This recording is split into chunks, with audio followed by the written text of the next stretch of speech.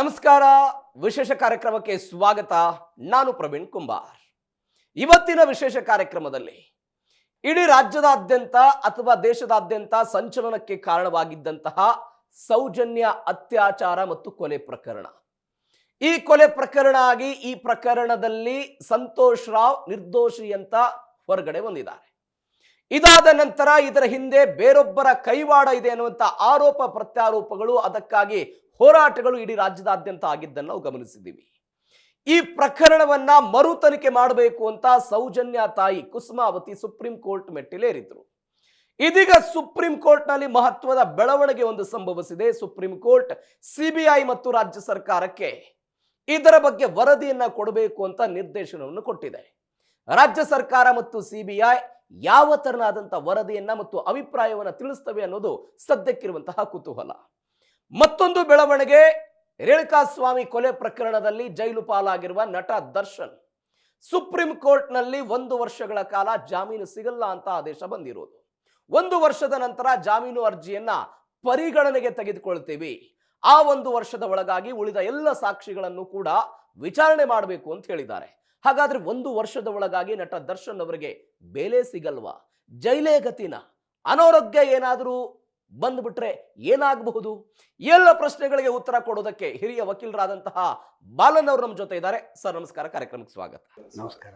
Sir, ಇತ್ತೀಚೆಗೆ supreme court ನಲ್ಲಿ ಆದಂತಹ ಬೆಳವಣಿಗೆ, ಅನೇಕ ವರ್ಷಗಳಿಂದ ಹೋರಾಟ ಇತ್ತು. ಸೌಜನ್ಯಗೆ ನ್ಯಾಯ ಸಿಗಬೇಕು, ಕಾಣದ ಕೈಗಳು ಇದನ್ನ ಮಾಡಿದವೆ, ಅದರ ವಿರುದ್ಧ ನಾವು ಹೋರಾಟ ಮಾಡ್ತಾ ಇದ್ದೀವಿ ಅಂತ ಸುಪ್ರೀಂ ಕೋರ್ಟ್ ನಲ್ಲಿ ಆದಂತಹ ಬೆಳವಣಿಗೆ ನೋಡಿ. ಸೌಜನ್ಯ ಅತ್ಯಾಚಾರ ಕೊಲೆ, ಲೋಕಲ್ ಪೊಲೀಸು ಶಾಮೀಲಾಗಿದ್ದಾರೆ ಕೊಲೆಗಾರರ ಜೊತೆ. ಆದ್ದರಿಂದ ಸರ್ಕಾರ ಆದೇಶ ಮಾಡಿ CID COD ಕೊಟ್ಟರು, ಅವರು ಶಾಮೀಲಾಗಿದ್ದಾರೆ. ಸೊ ನಮಗೆ CBI ಅಂದರೆ ಏನೋ ಆಕಾಶದಿಂದ ಬಂದಂಗೆ. ಆಮೇಲೆ CBI ಕೊಡ್ತಾರೆ, ಅವರು ಶಾಮೀಲಾಗಿದ್ದಾರೆ. ಈಗ ಒಂದು ಅಮಾಯಕ ಸಂತೋಷ್ ರಾವ್, ಅವನನ್ನು ಆನೆ ಮಾವುತ ಕೇಸಲ್ಲಿನೂ ಫಿಕ್ಸ್ ಮಾಡ್ತಾರೆ. 1 ತಿಂಗಳಿಗೆ ಮೊದಲು ಡಬಲ್ ಮರ್ಡರ್ ಆಗುತ್ತೆ, ಅದು ರೇಪು ಕೊಲೆ. 1 ತಿಂಗಳ ನಂತರ ಸೌಜನ್ಯ ಕೊಲೆ. ಅವನನ್ನೇ ಇಲ್ಲಿನೂ ಸೆಟ್ ಮಾಡ್ತಾರೆ. ಅವನು ಒಂದು ಮೆಂಟಲಿ ರಿಟಾರ್ಡೆಡ್ ಪರ್ಸನ್. ಅವನು ಹೋಟ್ಲಲ್ಲಿ ಕೆಲಸ ಮಾಡೋನು, ಒಂದು ಅಮಾಯಕ. ಅವನನ್ನು ಕೆಲವರು ಹಿಡಿದು ಪೊಲೀಸರಿಗೆ ಕೊಡ್ತಾರೆ. ಪೊಲೀಸರು ತನಿಖೆ ಮಾಡಿ ಇವನೇ ಅತ್ಯಾಚಾರ ಮಾಡಿದ್ದು, ಇವನೇ ಕೊಲೆ ಮಾಡಿದ್ದಂದು ಚಾರ್ಜ್ ಶೀಟ್ ಹಾಕ್ತಾರೆ. ಚಾರ್ಜ್ ಶೀಟ್ ಹಾಕಿದ ಮೇಲೆ ಅದು ನ್ಯಾಯಾಲಯಕ್ಕೆ ಹೋಗುತ್ತೆ. ನ್ಯಾಯಾಲಯದಲ್ಲಿ ವಿಚಾರಣೆ ಆಗುತ್ತೆ. ನ್ಯಾಯಾಧೀಶರು ಹೇಳ್ತಾರೆ, ಇವನ ಅಮಾಯಕ, ನಿರಪರಾಧಿಗಳನ್ನ ಮೇಲೆ ಕೇಸ್ ಹಾಕಿ ಕೊಲೆಗಾರನ ಬಿಟ್ಟಿದ್ದಾರೆ, ಈ ತನಿಖಾಧಿಕಾರಿಗಳ ಮೇಲೆ ಸೂಕ್ತ ಕ್ರಮ ಜರುಗಿಸ್ಬೇಕು ಅಂದು ಕೂಡ ಆದೇಶ ಆಗುತ್ತೆ. ಅದೇ ಆದೇಶವನ್ನು ಹೈಕೋರ್ಟ್ ಕೂಡ ಸರಿ ಎಂದು ಹೇಳುತ್ತೆ. ಅಂದರೆ ಟೋಟಲಿ ಟೈಂಟೆಡ್, ಅನ್ಫೇರ್, ಒನ್ ಸೈಡೆಡ್ ತನಿಖೆ ಮಾಡಿದ್ದಾರೆ. CBI ಕೂಡ ಮಾಡಿದ್ದಾರೆ. ಈಗ ನೆಕ್ಸ್ಟು ರೇ ಆಫ್ ಹೋಪ್ ಏನಿದೆ, ಮರು ತನಿಖೆ ಆಗಬೇಕು. ಮರು ತನಿಖೆ ಮಾಡುವ ಅಧಿಕಾರ ಯಾರಿಗಿದೆ? ಸರ್ಕಾರಕ್ಕಿದೆ. 2012ರಿಂದ ಇವತ್ತಿನವರೆಗೆ ಹಲವಾರು ಸರ್ಕಾರಗಳು ಬಂತು. ಎಲ್ಲ ಸರ್ಕಾರನೂ ಇದ್ರ ಬಗ್ಗೆ ತಲೆ ಕೆಡಿಸ್ಕೊಂಡಿಲ್ಲ, ಮರು ತನಿಖೆಗೆ ಆದೇಶ ಮಾಡಿಲ್ಲ. ಈಗ BJPನವರು ವಿಜಯೇಂದ್ರ, BJP ಪ್ರೆಸಿಡೆಂಟ್ ಏನು ಹೇಳಿದರು, ಈಗ ಹೈಕೋರ್ಟಲ್ಲಿ ಅಕ್ಯೂಟ್ ಆಗಿದ್ದಾನೆ, ಅವನ ಮೇಲೇ ಸುಪ್ರೀಂ ಕೋರ್ಟ್ ಹೋಗೋಣ ಅಂತ ಹೇಳಿದರು. ಸಂತೋಷ್ ರಾವ್ ವಿರುದ್ಧ ಅವನಿಗೆ ಕನ್ವಿಕ್ಷನ್ ಕೊಡ್ಸೋಣ ಅಂತ ಅವ್ರು ಹೇಳಿದ್ದು. ಕಾಂಗ್ರೆಸ್ನವರು ಅದನ್ನೇ ಹೇಳಿದರು, BJPನವರು ಅದನ್ನೇ ಹೇಳಿದ್ದು. ಅವ್ರಿಗೆಲ್ರಿಗೂ ಗೊತ್ತು ಅವನ ನಿರಪರಾಧಿ, ಸುಪ್ರೀಂ ಕೋರ್ಟಲ್ಲಿ ನಿಲ್ಲೋಲ್ಲ ಅಂದು. ಏನು ಮಾಡಿರಬೇಕು BJP? ಮರು ತನಿಖೆ ಮಾಡಿ ಎಂದು ಸುಪ್ರೀಂ ಕೋರ್ಟ್ ಹೋಗಿರಬೇಕು. ಅದಕ್ಕೆ ಅವರು ಹೋರಾಟ ಮಾಡಿರಬೇಕು, ಮಾಡಿಲ್ಲ. ಕಾಂಗ್ರೆಸ್ನವರು ಅದನ್ನೇ ಮಾಡಿರಬೇಕು, ಮಾಡಿಲ್ಲ. ಸಿದ್ದರಾಮಯ್ಯ ಅದನ್ನೇ ಮಾಡಿರಬೇಕು, ಮಾಡಿಲ್ಲ. ಯಡಿಯೂರಣ್ಣ ಅದನ್ನೇ ಮಾಡಿರಬೇಕು, ಮಾಡಿಲ್ಲ. ಬೊಮ್ಮಾಯಿ ಅದನ್ನೇ ಮಾಡಿರಬೇಕು, ಮಾಡಿಲ್ಲ. ಯಾವ ಮುಖ್ಯಮಂತ್ರಿ ಕೂಡ ಮಾಡಿಲ್ಲ. ಸಿದ್ದರಾಮಯ್ಯ 2 ಇದು, ಸಿದ್ದರಾಮಯ್ಯ 1ನಲ್ಲಿನೂ ಮಾಡಿಲ್ಲ. ಅಂದರೆ feathers of same boat flax together. ಕಾಂಗ್ರೆಸ್ನವರು ತಲೆ ಕೆಡಿಸ್ಕೊಂಡಿಲ್ಲ, BJPನವರು ತಲೆ ಕೆಡಿಸ್ಕೊಂಡಿಲ್ಲ. ಅದಕ್ಕೆ ಮಧ್ಯದಲ್ಲಿ ಕುಮಾರಣ್ಣನೂ ಬಂದರು. ಕುಮಾರಣ್ಣನೂ ತಲೆ ಕೆಡಿಸ್ಕೊಂಡಿಲ್ಲ. All are sailing in the same boat. ಈಗ ರಾಜ್ಯ ಸರ್ಕಾರಕ್ಕೆ ಅಧಿಕಾರ ಇದೆ, ಮರು ತನಿಖೆಗೆ ಯಾಕೆ ಮಾಡಿಲ್ಲ? ವಿನಯ್ ಕುಲಕರ್ಣಿ ಕೇಸಲ್ಲಿ ಸುಪ್ರೀಂ ಕೋರ್ಟ್ಗೆ ಹೋದರು, ಮರು ತನಿಖೆ ಇಲ್ಲ ಅಂದರು. ಆದರೆ ಕಾಂಗ್ರೆಸ್ ಗೌರ್ಮೆಂಟ್ ಹೋಗಿ BJP ಗೌರ್ಮೆಂಟ್ ಬಂದ ಮೇಲೆ ಮರು ತನಿಖೆಗೆ ಆದೇಶ ಸರ್ಕಾರ ಮಾಡಿದರು. CBI ತನಿಖೆ ಮತ್ತೆ ಆಯಿತು, ಕನ್ವಿಕ್ಷನ್ ಕೂಡ ಆಗಿದೆ. ಬಟ್ ಇದರಲ್ಲಿ ಯಾಕೆ ಒಂದು ಕಣ್ಣಲ್ಲಿ ಬೆಣ್ಣೆ ಒಂದು ಕಣ್ಣಲ್ಲಿ ಸುಣ್ಣ? ಅಂದರೆ ಸರ್ಕಾರಗಳು ಎಲ್ಲೋ ಶಾಮೀಲಾಗ್ತಾರೆ. ಬಟ್ ಈಗ ಅದನ್ನೇ ಸುಪ್ರೀಂ ಕೋರ್ಟ್ ಹೇಳಿರೋದಲ್ವಾ ರಾಜ್ಯ ಸರ್ಕಾರಕ್ಕೆ ಮತ್ತು CBIಗೆ. ನಿಮ್ಮ ವಾದ ಏನಿದೆ ಅದನ್ನು ನಮಗೆ ತಿಳಿಸಿ ಅಂತ ಹೇಳಿದ್ದಾರೆ. ಅದನ್ನು ಮತ್ತೆ ಮುಂದಿನ ತಿಂಗಳಿಗೆ ವಿಚಾರಣೆಯನ್ನು ಕೂಡ ನೋಡಿ ಏನಾಗುತ್ತೆ, ಇನ್ನೊಂದು ತಿರುವಾಗುತ್ತೆ. ಈಗ ಒಂದು ಪೆಟಿಷನ್ ಹಾಕಿದ್ದಾರೆ, ಇದನ್ನೆಲ್ಲ ಹೇಳಿರ್ತಾರೆ ಅಲ್ಲಿ ಓಕೆ ಏನೆಲ್ಲ ತೊಂದರೆಗಳಾಗಿದೆ ಅಂದು. ಆ ಪೀಠ ಈ ಥರ ಒಂದು ಆದೇಶ ಮಾಡಿದರು. ಈಗ ಸ್ಟೇಟ್ ಗೌರ್ಮೆಂಟ್ಗೆ ಉತ್ತರ ಕೊಡಿ, CBIನವರೇ ಉತ್ತರ ಕೊಡಿ ಅಂದು ಇವ್ರು ಕೊಡ್ತಾರೆ ಕರೆಕ್ಟಾಗಿ. ಏನ್ ನಿರೀಕ್ಷೆ ಇದೆ ನಿಮಗೆ ಉತ್ತರ ವಿಚಾರದಲ್ಲಿ ರಾಜ್ಯ ಸರ್ಕಾರದಿಂದ CBIಯಿಂದ ಏನ್ ನಿರೀಕ್ಷೆ ಇದೆ ಹೋರಾಟಗಾರರಾಗಿ? ರಾಜ್ಯ ಸರ್ಕಾರ ಅದು ಸಂತೋಷ್ ರಾವ್ ಮೇಲೆ ಚಾರ್ಜ್ ಶೀಟ್ ಹಾಕಿದ್ದು ಕರೆಕ್ಟ್ ಅಂತಾರೆ, ಸರಿಯಲ್ಲ ಅಂತ ಹೇಳೋಲ್ಲ. CBIನವರು ನಾವು ಚಾರ್ಜ್ ಶೀಟ್ ಹಾಕಿದ್ದು ಸರಿ ಎಂದು ಹೇಳ್ತಾರೆ, ಸರಿಯಲ್ಲ ಅಂತ ಹೆಂಗೆ ಹೇಳೋದಿಲ್ಲ ಅವರು. ಒಂದು ವೇಳೆ ರಾಜ್ಯ ಸರ್ಕಾರ ನಮ್ಮ ಇದೊಂದು ಹಳೆಯ ಪ್ರಕರಣ, ಹೀಗಾಗಿ ಮರು ತನಿಖೆ ಬೇಡ ಅಂತ ರಾಜ್ಯ ಸರ್ಕಾರ ಹೇಳ್ತು ಅಂತ ಇಟ್ಕೊಳ್ಳಿ, ಉತ್ತರವನ್ನು ಕೊಡ್ತು, ಹಂಗೆ ಕೊಡ್ತಾರೆ ಉತ್ತರ. ಅದೇ ನಾವು ಸರಿಯಾಗಿ ಈಗ ರಾಜ್ಯ ಸರ್ಕಾರ ನಮ್ಮ ಪೊಲೀಸರು ನಾಲಾಯಕು, ಟೈಂಟೆಡು, ಅನ್ಫೇರು, ನಾಲಾಯಕು, ಅವ್ರಿಗೇನು ಬರೋದಿಲ್ಲ ಅಂತ ಹೇಳ್ತಾರೆ. ಅವ್ರ ಪೊಲೀಸರನ್ನ ಅವ್ರು ಬಿಟ್ಕೊಡಲ್ಲ, ಅವ್ರ CIDನ ಅವ್ರು ಬಿಟ್ಕೊಡಲ್ಲ. CBI central government. CBIನವ್ರು ಏನು ಹೇಳ್ತಾರೆ, ಕರೆಕ್ಟಾಗಿ ಮಾಡಿದ್ದು, ನಮ್ಮ ಕಡೆ ಏನೂ ತಪ್ಪಿಲ್ಲ ಅಂತಾರೆ. ನಮ್ಗೆ ಸಿಕ್ಕಿದ್ದು ಅಷ್ಟೇ. ಈಗ ಹೊಸ್ದಾಗಿ ಏನು ಹುಡ್ಕೊಂಡು ಹೋಗ್ತಾರೆ. ಈಗ 2012 12 ವರ್ಷ ಆಗಿದೆ. ಕಣ್ಣಾರೆ ಕಂಡ ಸಾಕ್ಷಿ ಯಾರು ಇದ್ದಾರೆ ಅಂದು ಇಟ್ಕೊಳ್ಳೋಣ. 12 ವರ್ಷ ಯಾಕೆ ಸುಮ್ಮನೆ ಇದ್ರು ಅವರು? 14 ವರ್ಷ. ಈಗ ಕಣ್ಣಂದರೆ ಮನುಷ್ಯರ ಕಣ್ಣು ಮಾತ್ರ ಅಲ್ಲ, ಡಿಜಿಟಲ್ ಕಣ್ಣು. ಡಿಜಿಟಲ್ ಕಣ್ಣು ಎಲ್ಲಿರುತ್ತೆ? ಮ್ಯಾಕ್ಸಿಮಮ್ 3 months ಇರುತ್ತೆ. ಸೊ ಡಿಜಿಟಲ್ ಕಣ್ಣು ಹೋಯ್ತು. ಅಲ್ಲಿ CCTV ಕ್ಯಾಮ್ರಾಗಳನ್ನು ಅಳವಡಿಸಲಾಗಿಲ್ಲ ಅನ್ನುವಂಥದ್ದು ವಾದ ಕೂಡ ಇದೆ ಬಾಲನ್ ಅವರೇ. CCTV ಕ್ಯಾಮರಾ 2012 ಇತ್ತು, ಅಲ್ಲಿ ಕೂಡ ಅಳವಡಿಸಿದ್ರು. CCTV ಕ್ಯಾಮ್ರಾದಲ್ಲಿ ಬಿದ್ದಿದೆ, CCTV ಕ್ಯಾಮ್ರಾ ರಿಕವರಿ ಮಾಡಿಲ್ಲ. ಪೊಲೀಸರು ಅದಕ್ಕೆ ನಾನು ಹೇಳಿದ್ದು ಟೈಂಟೆಡ್, ಒನ್ ಸೈಡೆಡ್ ಎಂದು ನಾನು ಹೇಳಿದ್ದು ಕಾನ್ಷಿಯಸ್ಲಿ. ಅವಳು ಹೆಣ ಬಿದ್ದಿದೆ, ಪೋಸ್ಟ್ಮಾರ್ಟಮ್ ಆಯಿತು, ಐಮನ್ ರಪ್ಚರ್ ಆಯಿತು, ವಲ್ವಾ ವಜೈನಾದಲ್ಲಿ ಸೆಮಿನಿಯಲ್ ಸ್ಟೇನ್ಸ್ ಇತ್ತು, DNA ಮೆಟೀರಿಯಲ್ಸ್ ಇತ್ತು, DNA ಪ್ರೊಫೈಲ್ ಇತ್ತು. DNA ಪ್ರೊಫೈಲು ಕಲೆಕ್ಟ್ ಮಾಡಿದರು, ಅದನ್ನು ನಾಶಪಡಿಸಿದ್ರು ಯಾರು? ಅದು FSLಗೆ ಹೋದರೆ ಅನ್ಫಿಟ್ ಫಾರ್ ಎಕ್ಸಾಮಿನೇಷನ್ ಅಂತ ಹೆಂಗೆ ರೆಕಾರ್ಡ್ ಬಂತು? ಡಾಕ್ಟ್ರದ್ದು ಏನು ಕಿತಾಪತಿ? ಅಂದರೆ ನೀವು ಹೇಳ್ತಾ ಇರೋದು ಸಂತೋಷ್ ರಾವ್ನ ಹೊರತುಪಡಿಸಿ ಬೇರೊಬ್ಬರು ಈ ಪ್ರಕರಣದಲ್ಲಿ ಇದ್ದಾರೆ ಅನ್ನೋದು ನಿಮ್ಮ ಮೊದಲ ದಿನದಿಂದ ವಾದ. 100%. ಬಟ್ ಅವ್ರು ಹೇಳ್ತಾ ಇದ್ದಾರೆ ಸಂತೋಷ್ ರಾವ್ ಅವರನ್ನು ಕೂಡ ಮರು ತನಿಖೆ ಮಾಡಬೇಕು, ನ್ಯಾಕ್ರೋ ಅನಾಲಿಸಿಸ್ಗೆ ಮರು ತನಿಖೆ. ಏನು ಮಾಡ್ತೀರಾ? ಓಕೆ, ಅವನದು DNA ಪ್ರೊಫೈಲ್ ಮ್ಯಾಚ್ ಆಗಿಲ್ಲ.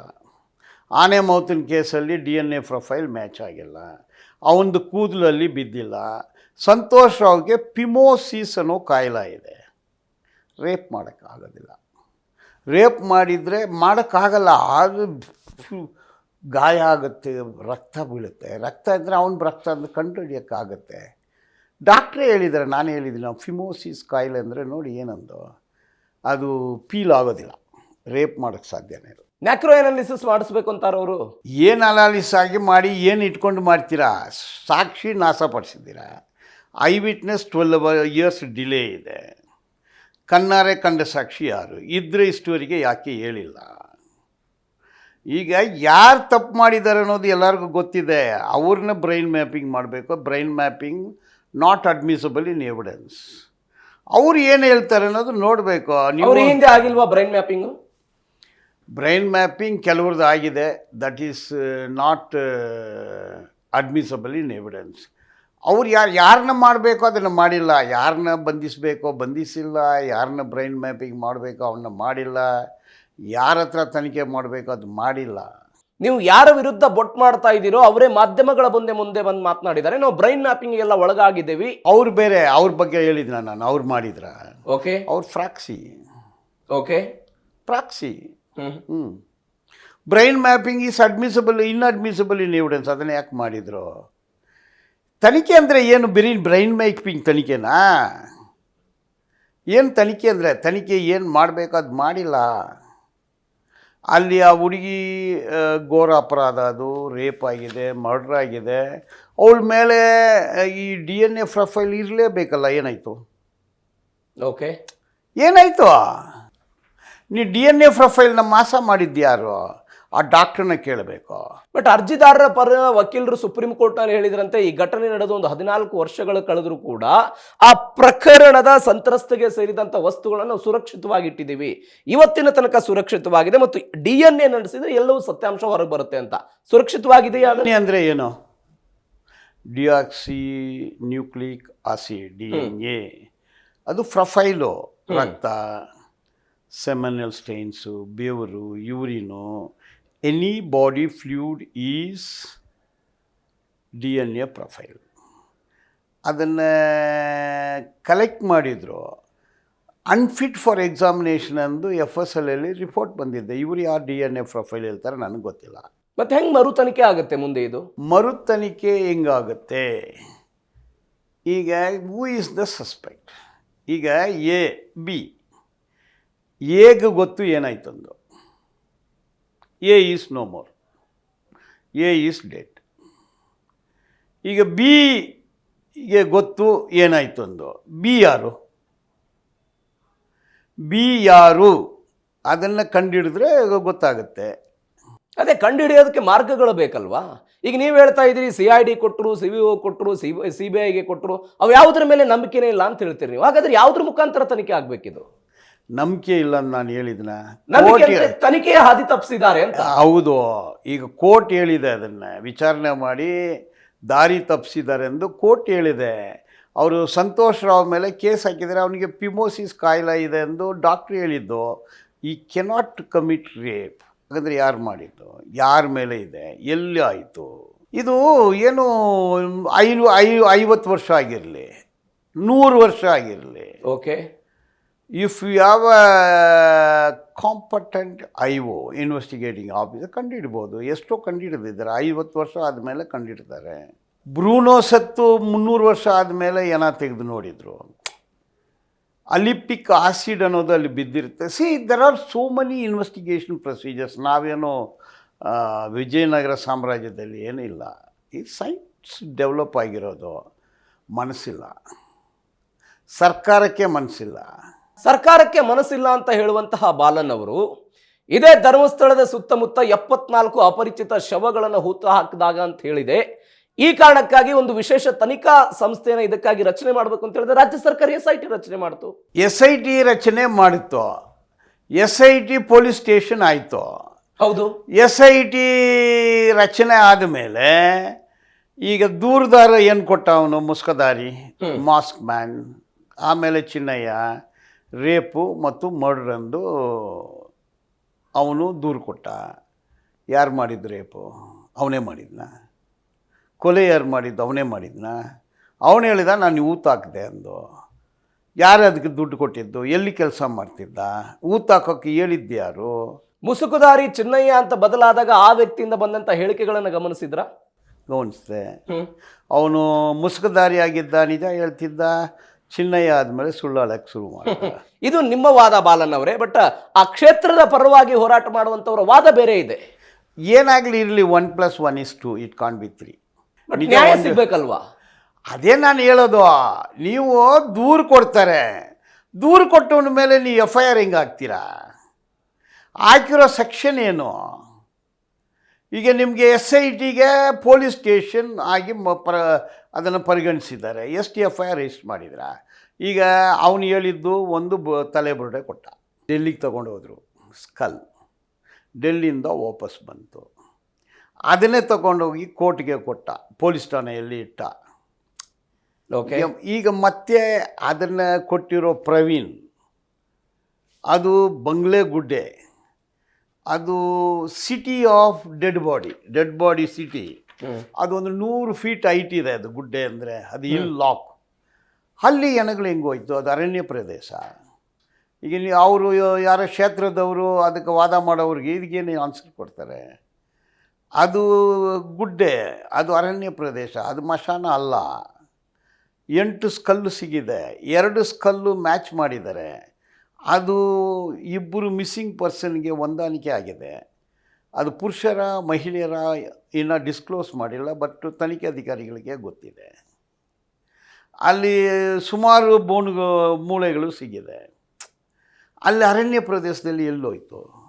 ಅದು ಧರ್ಮಸ್ಥಳ ಬೆಳ್ತಂಗಡಿ ಪೊಲೀಸ್ ಠಾಣೆಗಳಿಂದ ಒಂದು 2 ಕಿಲೋಮೀಟರ್ ದೂರದಲ್ಲಿದೆ. ಅರಣ್ಯ ಪ್ರದೇಶ. ಹಂಗೆ ಎಲ್ಲಿ ಡೆಡ್ ಬಾಡಿ ಹೋಯ್ತು? ಸ್ಕಲ್ ಹಂಗೆ ಹೋಯ್ತು. ಈಗ ಮಶಾನ ಅಂದರೆ ಮಶಾನದಲ್ಲಿ ಸತ್ತೋಗಿರೋ ಎಣೆಗಳನ್ನ ಬರಿಯಲ್ ಮಾಡ್ತಾರೆ.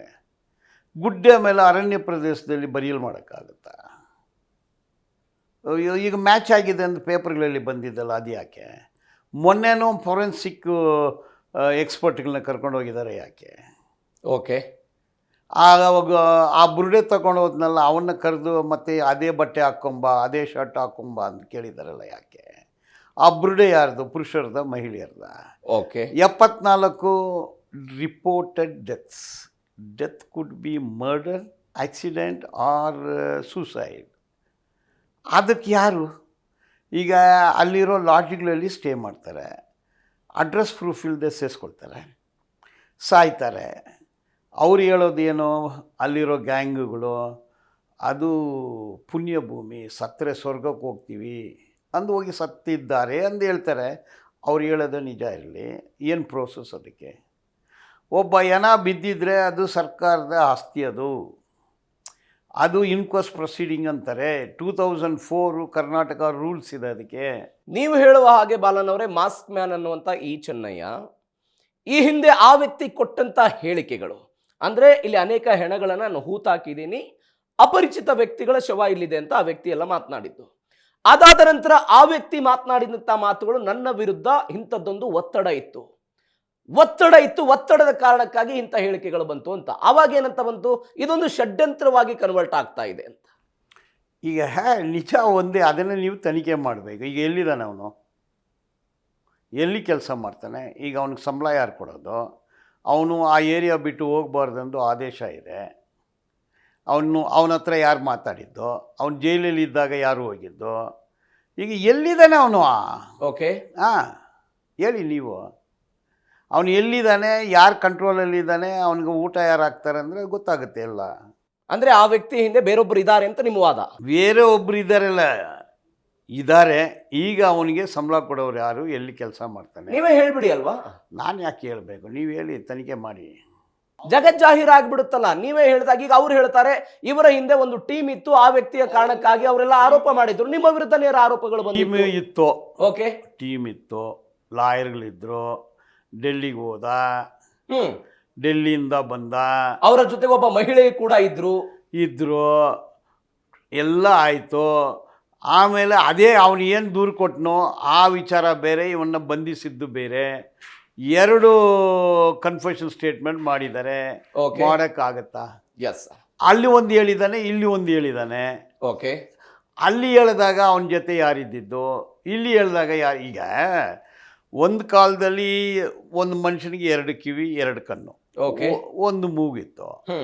ಈಗ CDR ಅಂದರೆ 1,00,000 ಕಿವಿ, 1,00,000 ಕಣ್ಣಿದೆ, 1,00,000 ಮೂಗಿದೆ, ಆಯಿತಾ? ಈಗ ಇದೆಲ್ಲ ಗೊತ್ತಿ ಎಲ್ಲರಿಗೂ. ತನಿಖೆ ಮಾಡಿ, ಯಾಕೆ ಮಾಡ್ತಾ ಇಲ್ಲ? ಪಾಯಿಂಟಿಗೆ ಬರೋಣ. ಈಗ ಸುಪ್ರೀಂ ಕೋರ್ಟ್ ವಿಚಾರಕ್ಕೆ ಬರೋಣ ಸರ್. ಕರ್ನಾಟಕ ಹೈಕೋರ್ಟ್ ಈ ಹಿಂದೆ ಮರು ತನಿಖೆಗೆ ಹೋಗಬೇಕು ಅಂತ ಏನು ಅರ್ಜಿ ಹೋದಾಗ ಕರ್ನಾಟಕ ಹೈಕೋರ್ಟ್ ಹೇಳಿತ್ತು, ಗೋಲ್ಡನ್ ಪೀರಿಯಡ್ ಅಲ್ಲಿ ಸಾಕ್ಷ್ಯಗಳು ಹಾನಿಯಾಗಿದ್ದರ ಕಾರಣಕ್ಕಾಗಿ ಇದರ ಮರು ತನಿಖೆ ಅಸಾಧ್ಯ ಅಂತ ಹೇಳಿತ್ತು. ಇವತ್ತು ಸುಪ್ರೀಂ ಕೋರ್ಟ್ ಆ ನಿಟ್ಟಿನಲ್ಲಿ ಆಲೋಚನೆ ಮಾಡ್ತಾ ಇದೆ. ಇದರಲ್ಲಿ ಜಯ ಸಿಗ್ತಾ ನಿಮಗೆ? ಈಗ ಜಯ ಸಿಗೋ ಸಾಧ್ಯತೆ ಇದೆ. ಯಾವ ತಿರುವು ತಗೊಳುತ್ತೆ ಇದು ಎಲ್ಲರೂ ಕೈ ಜೋಡಿಸ್ಬೇಕು. ಸರ್ಕಾರ ಕೈ ಜೋಡಿಸ್ಬೇಕು, ತನಿಖೆ ಅಧಿಕಾರಿಗಳು ಕೈ ಜೋಡಿಸ್ಬೇಕು. ಈಗ ವಿನಯ್ ಕುಲಕರ್ಣಿ ಸಾಕ್ಷಿಗಳಿದ್ದರು, ತದನಂತರ ಕೋರ್ಟಲ್ಲಿ ಚಾರ್ಜ್ ಫ್ರೇಮ್ ಆಯಿತು, ಸಾಕ್ಷಿಗಳು ಹೇಳಿದರು, ಆ ಸಂದರ್ಭದಲ್ಲಿ ಮರು ತನಿಖೆ ಆಯಿತು, ಕನ್ವಿಕ್ಷನ್ ಆಯಿತು. ಕನೆಕ್ಷನ್ ಡಿಸ್ಕನೆಕ್ಷನ್ ಕನೆಕ್ಟ್ ಆಗಬೇಕು. ಕನೆಕ್ಟು ಬರೀ ಒಂದು ಆ್ಯಂಗಲಲ್ಲಿ ಕನೆಕ್ಟ್ ಆಗೋದಿಲ್ಲ, 1000 ಆ್ಯಂಗಲ್ ಇದೆ. ಒಂದು ಆ್ಯಂಗಲಲ್ಲಿ ಕನೆಕ್ಟ್ ಆದರೆ ಕನೆಕ್ಟ್ ಆಯಿತು. ಈಗ ನಾನು ಇಲ್ಲಿ ಬಂದಿದ್ದೀನಿ, ಇಲ್ಲಿ ಕೂತಿದ್ದೀನಿ, ನಾನು ಕೈ ಇಲ್ಲಿಡ್ತೀನಿ, ಇಲ್ಲಿ ನಂದು DNA ಇದೆ, ಆಯ್ತಾ? ಓಕೆ. ಸೊ ಒಬ್ಬರು ಬಂದು DNA ಲಿಫ್ಟ್ ಮಾಡಲ್ಲ, ಇನ್ನೊಬ್ಬರು ನಾನು ಬಂದಿದ್ದೀನಾ ಇಲ್ವಾ ನನ್ನ CDR ಗೊತ್ತಾಗುತ್ತೆ. ನಾನು ZTV ಚಾನೆಲ್ಗೆ ಹೋಗಿಲ್ಲ ಅಂತ ಹೆಂಗೆ ಹೇಳೋಕ್ಕಾಗುತ್ತೆ? See there are so many ways to connect ಮಾಡೋಕ್ಕೆ ತನಿಖಾಧಿಕಾರಿಗಳು ಇದ್ದಾರೆ, ಸೈನ್ಸು ಇದೆ, ಕನೆಕ್ಟ್ ಮಾಡಬೇಕು. ಈ ಚೈನ್ ಆಫ್ ಕಸ್ಟಡಿ ಇಲ್ಲದಂತ ವಸ್ತುಗಳನ್ನ DNA ಒಳಪಡಿಸಿದ್ರೆ ಅದಕ್ಕೆ ನ್ಯಾಯ ಸಿಗುತ್ತಾ? ಇದು chain of custody is one defence, chain of custody is one offence. Not only chain of custody, there are connection and disconnection. ಈಗ ಚೈನ್ ಆಫ್ ಕಸ್ಟಡಿ ಈಗ ಗನ್ ಯೂಸ್ ಮಾಡಿ shoot ಮಾಡ್ತಾರೆ, gun dismantle ಮಾಡಿ ಒಂದೊಂದು ಪಾರ್ಟ್ ಒಂದೊಂದು ಕಡೆ ಬಿಸಾಕ್ತಾರೆ. ಈಗ 3 ಸಮುದ್ರಗಳು ಸೇರೋ ಜಾಗದಲ್ಲಿ ಬಿಸಾಕ್ತಾರೆ, ಎಲ್ಲಿ ಸಿಗುತ್ತೆ ಅದು? ಹಾಗಂದರೆ ಕನ್ವಿಕ್ಷನ್ ಆಗೋದಿಲ್ವಾ? ಡೆಡ್ ಬಾಡಿನ ಪೀಸ್ ಮಾಡಿ ಸುಟ್ಟಾಕ್ಬಿಡ್ತಾರೆ, ಓಕೆ, ಏನು ಸಿಗೋದಿಲ್ವಾ? How you investigate, how you connect? ಈಗ ನಾನು defence lawyer, how I disconnect? Connection, disconnection, construction, destruction. Okay, ಅದು ಒನ್ ಡೈರೆಕ್ಷನ್ ಅಲ್ಲ, 1000 ಡೈರೆಕ್ಷನಲ್ಲಿ. ಅಂದ್ರೆ ನೀವು ವಿನಯ್ ಕುಲಕರ್ಣಿ ಪ್ರಕರಣದಲ್ಲಿ ಕನೆಕ್ಷನ್ ಆಗಿದೆ, ಈ ಪ್ರಕರಣದಲ್ಲಿ ಡಿಸ್ಕನೆಕ್ಟ್ ಆಗ್ತಿದೆ ಅನ್ನೋದು ನಿಮ್ಮ ವಾದ? ಅದು ಒಂದು ಎಕ್ಸಾಂಪಲ್ ಕೊಟ್ಟೆ. ಓಕೆ, ಎಕ್ಸಾಂಪಲ್ ಕೊಟ್ಟೆ ಅಷ್ಟೇ. ಅಂದ್ರೆ ಎಕ್ಸಾಂಪಲ್ ಅಂದ್ರೆ ಹೆಂಗ್ ವಿವರಿಸ್ತೀರಿ ನೀವು ಅದನ್ನ?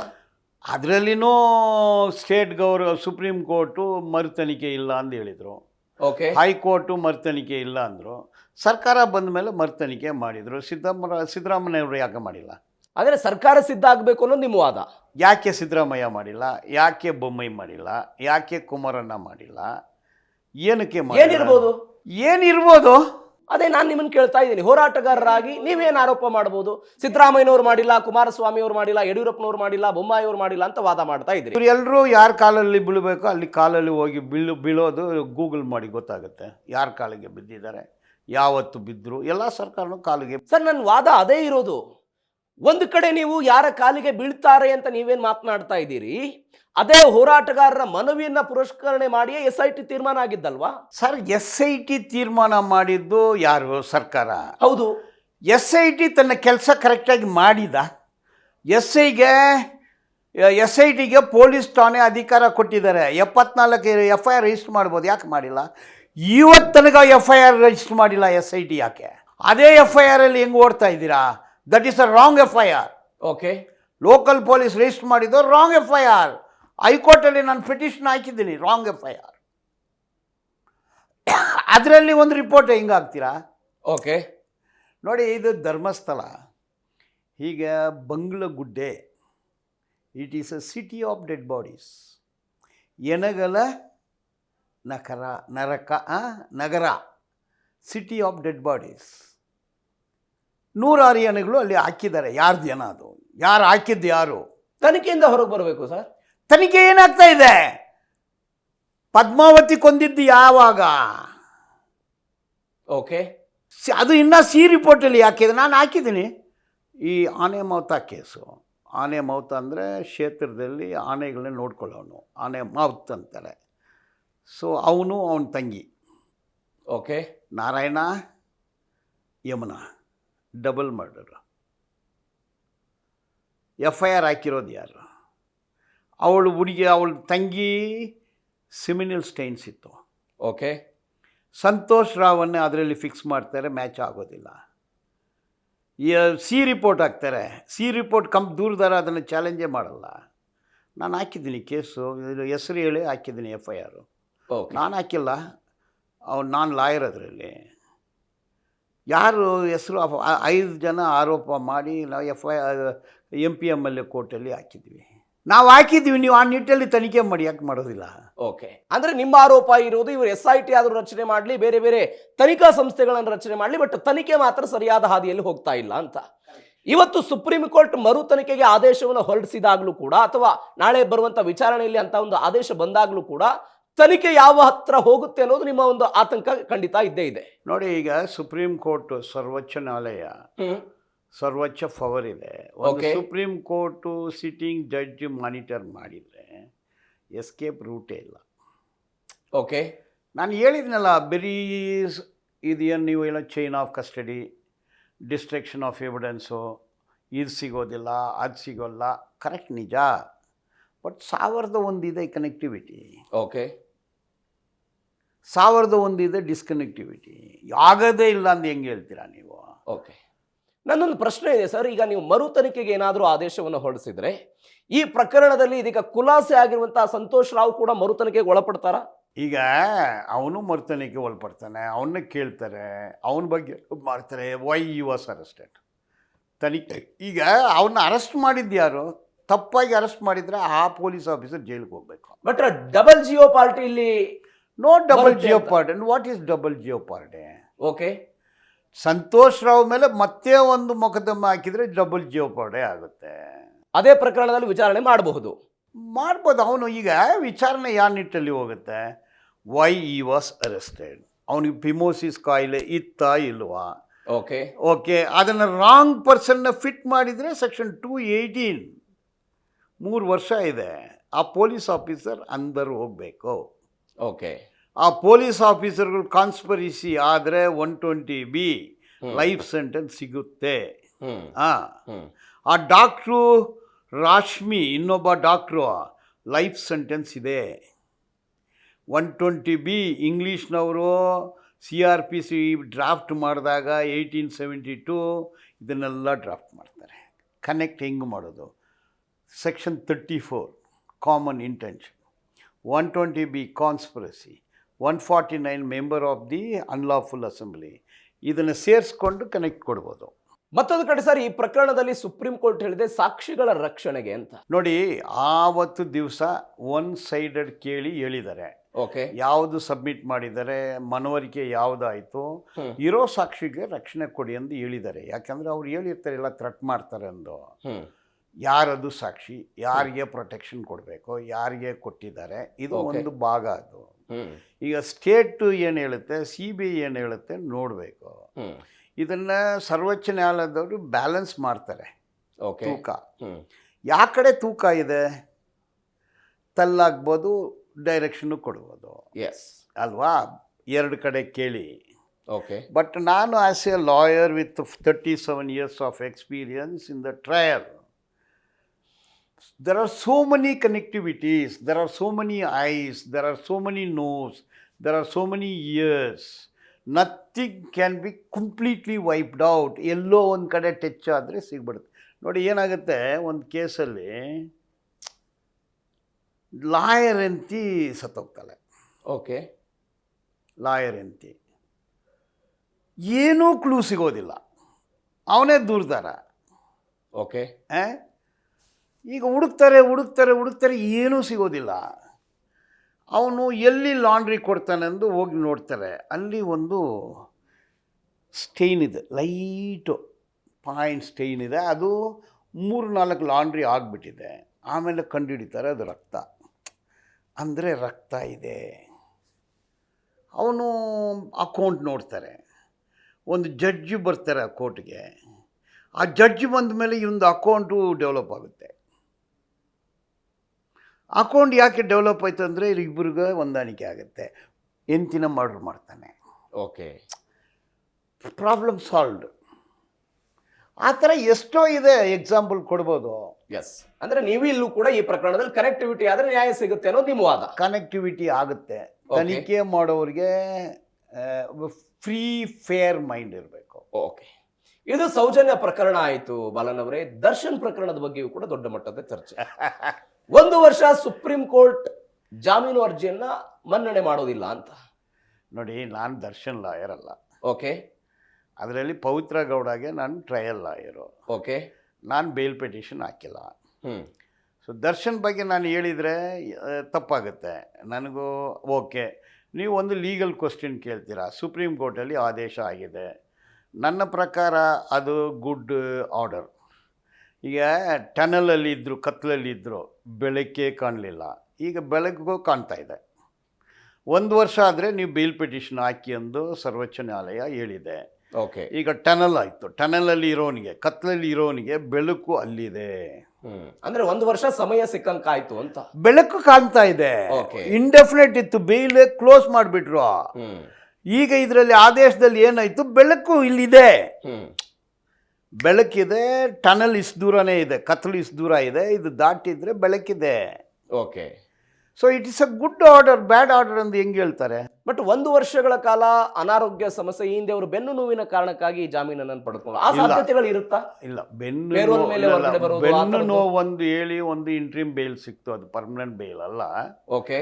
ತದನಂತರ ಪರ್ಮನೆಂಟ್ ಬೇಲೇ ಆಯಿತು. ಪರ್ಮನೆಂಟ್ ಬೇಲ್ ಆದಮೇಲೆ ಶೂಟಿಂಗ್ ಹೋದ್ರು. ನಾನು ಏನು ಸಿನಿಮಾ ನೋಡಿಲ್ಲ. ಓಕೆ. ನಾನು ಸಿನಿಮಾ ನೋಡಿ 40 ವರ್ಷ ಆಗಿದೆ. ಯಾರು ನಟನೂ ಗೊತ್ತಿಲ್ಲ, ನಟಿಯರು ಗೊತ್ತಿಲ್ಲ, ನಾನು ಟಿ ವಿ ಕೂಡ ನೋಡಲ್ಲ. ಓಕೆ. ಸೊ ಅವ್ರೇನೋ ಪಿಕ್ಚರ್ ಮಾಡಿದ್ರು, ಅದೇನೇನೋ ಮಾಡಿದ್ರು. ಕರ್ನಾಟಕ ಸರ್ಕಾರ ರುದ್ರ ಅನ್ನೋ ಒಂದು ಸೀನಿಯರ್ ಮೋಸ್ಟ್ ಅಡ್ವೊಕೇಟ್, ಅವರೆಲ್ಲ ಪರ್ ಅಪಿಯರೆನ್ಸ್ಗೆ ಇಷ್ಟು ಲಕ್ಷ ಅಂತ ಚಾರ್ಜ್ ಮಾಡೋರು. ಅವ್ರನ್ನ ಎಂಗೇಜ್ ಮಾಡಿದ್ರು ಕರ್ನಾಟಕ ಸರ್ಕಾರ. ಯಾಕೆ ಮಾಡಿದ್ರು ಗೊತ್ತಿಲ್ಲ. ಎಸ್. ಅಷ್ಟೊಂದು ಲಕ್ಷ ರೂಪಾಯಿ ಯಾಕೆ ಕೊಟ್ಟರು ಅದು ಗೊತ್ತಿಲ್ಲ ನನಗೆ. ಅದೆಲ್ಲ ಕೊಟ್ಟು ವಾದ ಮಂಡನೆ ಮಾಡಿದ್ರು, ಬೇಲ್ ಕ್ಯಾನ್ಸಲ್ ಆಯಿತು.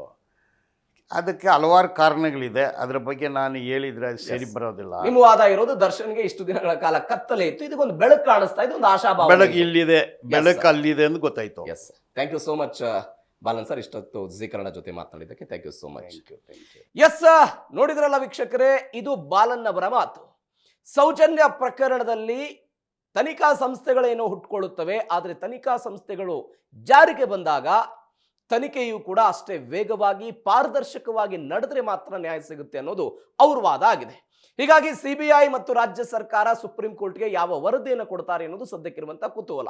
ಆ ವಿಚಾರದಲ್ಲಿ ಏನಾಗುತ್ತೆ ಕಾದ್ ನೋಡೋಣ. ಇದರೊಂದಿಗೆ ಈ ವಿಶೇಷ ಕಾರ್ಯಕ್ರಮ ಮುಗಿಸ್ತಾ ಇದ್ದೀನಿ. ನೋಡ್ತಾ ಇರಿ ಜೀ ಕನ್ನಡ ನ್ಯೂಸ್, ಸತ್ಯವೇ ಸುದ್ದಿಯ ಜೀವಾಳ.